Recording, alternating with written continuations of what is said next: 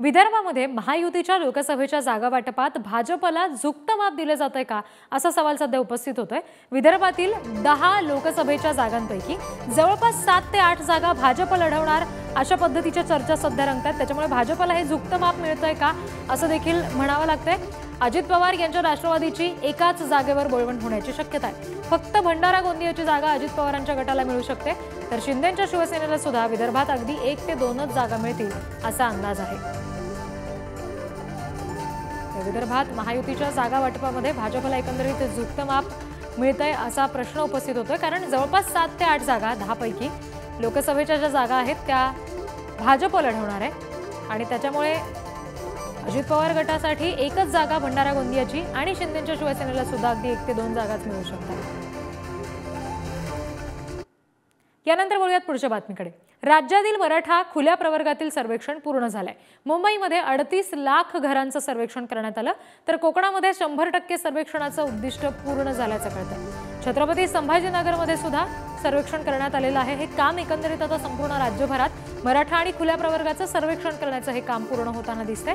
मुंबईमध्ये 38 लाख घरांचं सर्वेक्षण झालंय। पुण्यामध्ये सुद्धा 10 लाखापेक्षा जास्त घरांचं सर्वेक्षण करण्यात आलेलं आहे अशी माहिती कळतेय।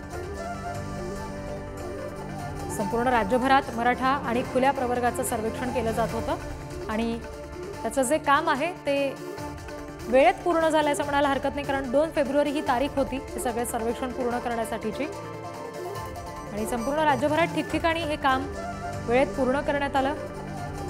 काही दिवस वाढवून दिले गेले याच्यामध्ये काम पूर्ण व्हावं यासाठी म्हणून, आणि अखेर मुंबईमध्ये 38 लाख घरांचं, शिवाय पुण्यामध्ये 10 लाखापेक्षा जास्त घरांचं अशा पद्धतीचं सर्वेक्षण आता पूर्ण झालेलं आहे। प्रतिनिधी सचिन जिरे यांच्याकडून आपण या संदर्भात अपडेट्स घेणार आहोत। सचिन, काय नेमके तपशील आहेत याबाबतचे? सगळीकडचं संपूर्ण राज्यभरातलं सर्वेक्षण पूर्ण झालंय का?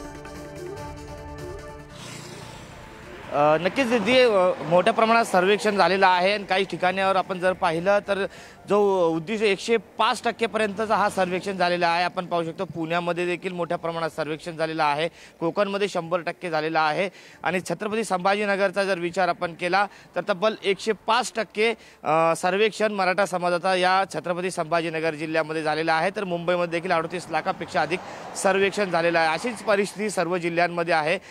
छत्रपती संभाजीनगर मराठवाड्यातल्या इतर जे जिल्हे आहेत त्या जिल्ह्यांमध्ये देखील सर्वेक्षण जवळपास संपूर्ण झालेलं आहे। त्यामुळे आता हे सर्वेक्षणाचं प्रतीक्षा आहे अहवालाची सर्वांना। त्यामुळे आता हा सर्वेक्षण आपण जर पाहिला तर काही तालुक्यांमधला जर विचार आपण केला तर काही तालुक्यांमध्ये हा 100% पेक्षा कमी देखील झालेला आहे। मात्र एकंदरीत जर जिल्ह्याची परिस्थिती पाहिली तर जो उद्दिष्ट होता त्यापेक्षा अधिक या ठिकाणी सर्वेक्षण झालेला आपल्याला पाहायला मिळत आहेत। आणि जर आपण मराठवाड्यातल्या इतर जिल्ह्यांची आणि पुणे विभागातली जर आकडेवारी पाहिली तर ही आकडेवारी मोठी दिसून येत आहे, कारण की छत्रपती संभाजीनगरच्या 22 लाख लोकसंख्येच्या जिल्ह्यामधून तब्बल 5.5 लाख घरांचं सर्वेक्षण करण्यात आलेलं आहे।